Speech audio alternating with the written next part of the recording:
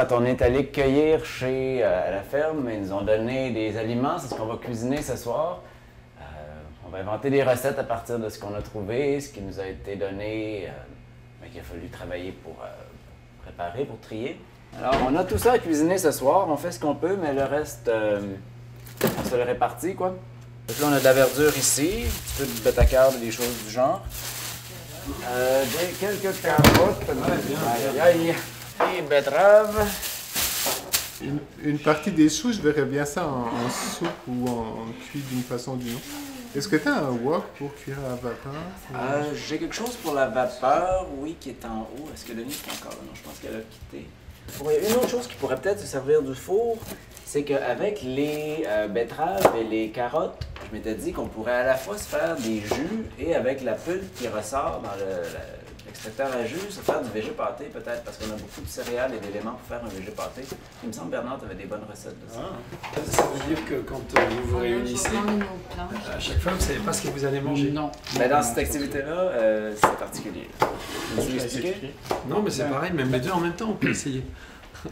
Comme un cœur. Non, ben c'est parce que normalement, dans les cuisines collectives, les recettes sont décidées d'avance. Donc, il y a une personne qui se charge une personne par recette qui se charge de faire les achats, puis donc de planifier la recette.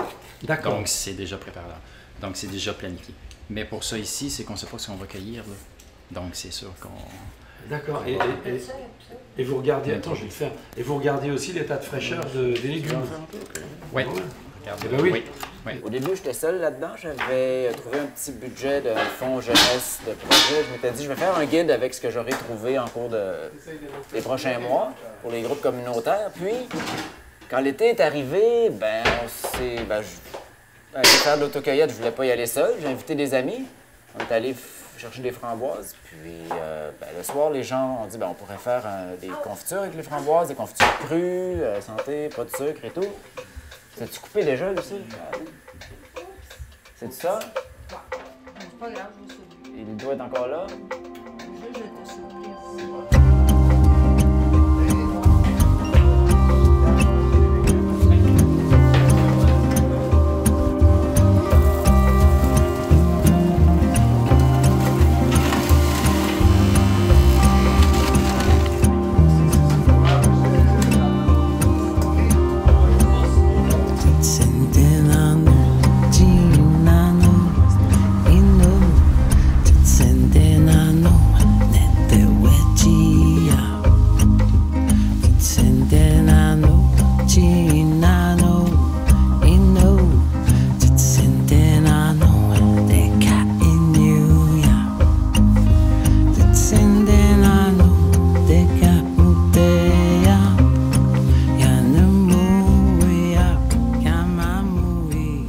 L'activité d'Aliments d'ici avait eu lieu il y a 2 ans.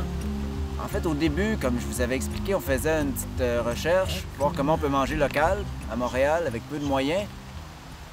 Puis quand l'été est arrivé, je me suis dit, il faut aller cueillir nous-mêmes à la campagne, il faut apprendre à faire nos conserves, c'est ça, moi, je connaissais à peu près rien. Puis j'ai regardé, il semblait y avoir une ferme bio qu'on pouvait aller en autobus. C'était celle-ci. Donc, je ne vais pas venir cueillir des fraises tout seul, donc j'ai invité des amis. Puis, bref, après la journée, les gens se sont dit, on pourrait faire un atelier sur comment on peut les congeler, les fraises, comment on peut faire des conserves. Toi, tu n'avais pas connu encore à ce moment-là. Comment tu avais connu, Marie?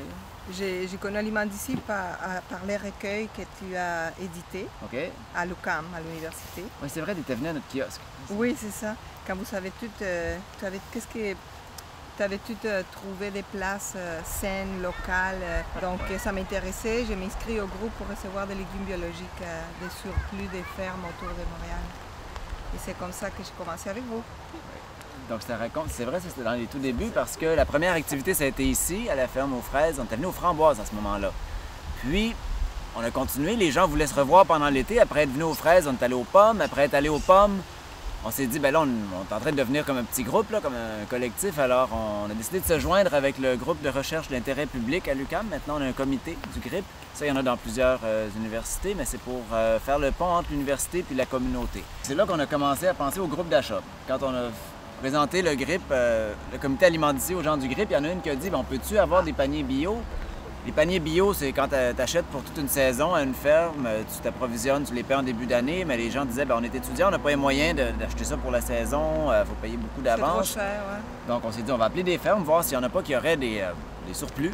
Des meilleurs prix. Ben, c'est ça, avec les surplus, puis quand on est allé aider, c'était à Laval aussi, on était venu la première fois, puis c'est ça, c'était des très très bons prix, puis on l'a fait quelques fois, on le fait peut-être 4-5 fois par année, puis l'idée nous est venue à travers ça de faire une épicerie éventuellement, parce que là, à petite échelle, oui, on peut faire ça dans notre salon, mais on n'a pas la structure pour distribuer. Ben, vous avez vu, vous êtes venus dans la maison, là, on est dans la cuisine, puis dans le salon, c'est ce qu'on a pour l'instant, comme espace, puis Mais un c'est petit déjà local au grip.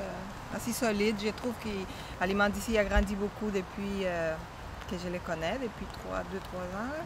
Ouais. Et je pense qu'il y a beaucoup plus de gens qui s'impliquent, qui viennent et je pense que ça va grandir, puis c'est plus solide.